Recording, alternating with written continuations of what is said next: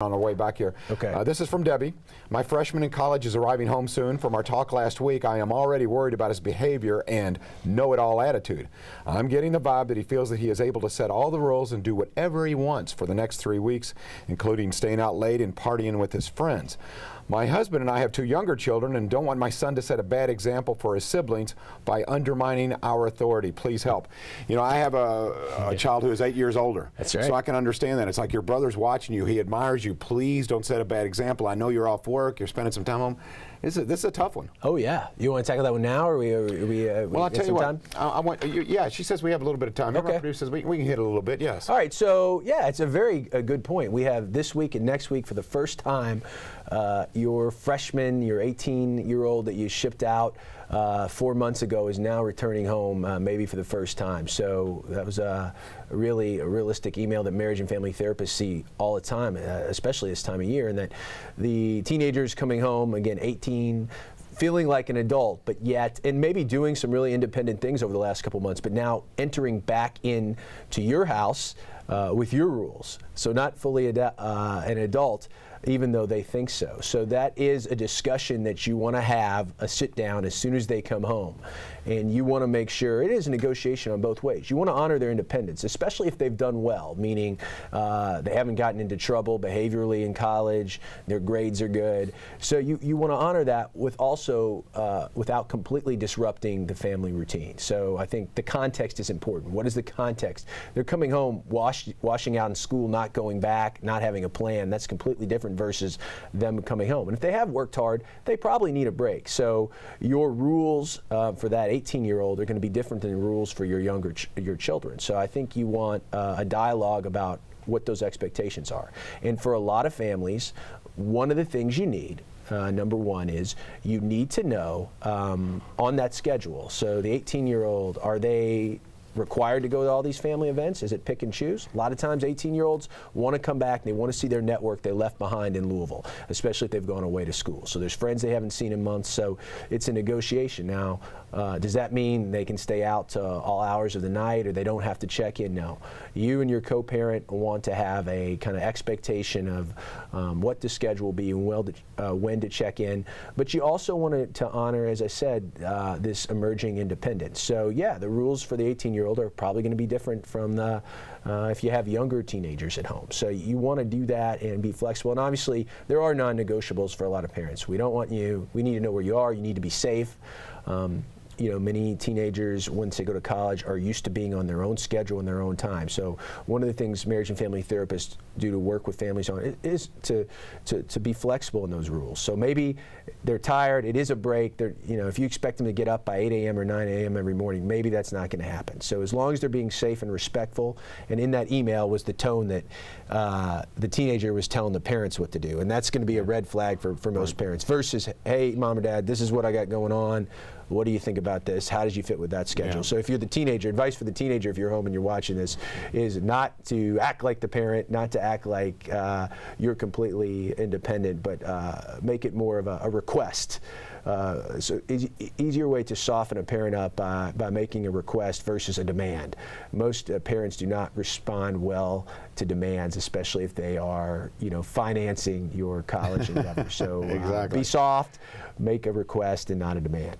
It's a meeting in the middle, a little bit of a negotiation. Like you said, if you approach it the correct way, like, look, I know you've been independent, you're making good grades. I'm good with you doing this, but do you understand I need you to do this? I think that's fair enough. I like a lot of that is about negotiation, isn't it? And coming in with the right frame of mind, with an open mind, and being friendly and nice and delivering it in a nice tone. Correct? Yeah, it is. And the other thing for parents is, it's like this is the time, especially, and I know you have a really good relationship with your, is he 20?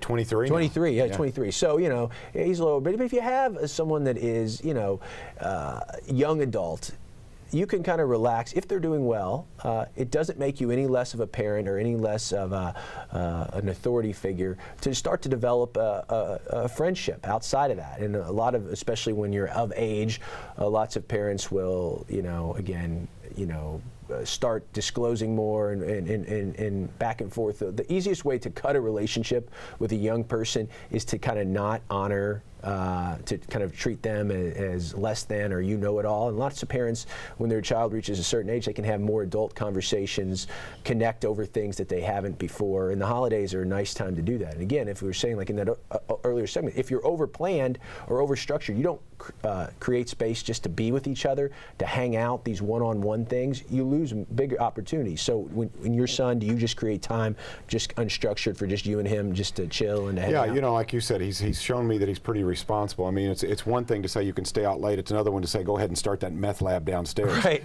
You know, so he's been good, so I do give him more rope than I would had he not proven to me that he's responsible. Yeah, and we might get some calls. I'm glad you brought that one up too. The idea of alcohol, especially if you're of age, that's a discussion, part of those boundaries you want to have, talking about kind of drinking, whether it be going out and drinking or drinking in the house when your college-age kid comes home, for sure. All right, marriage and family issues during the holidays. Give us a call, 571-5263. We'll be right back on Wave 3 Listens with Dr. Eli.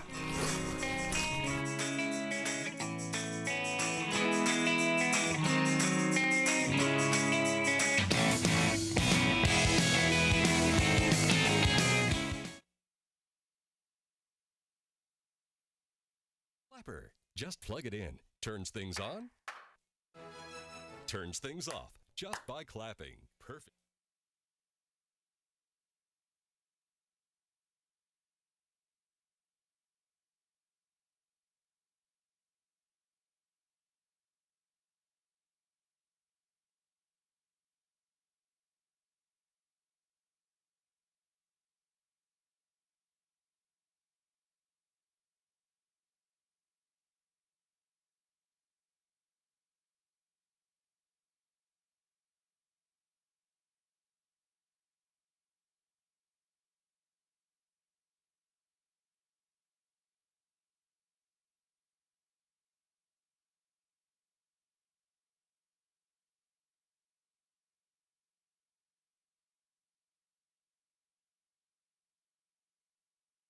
Hello, I'm Tom Owen. Join me in supporting Farmington Historic Plantations fundraising campaign.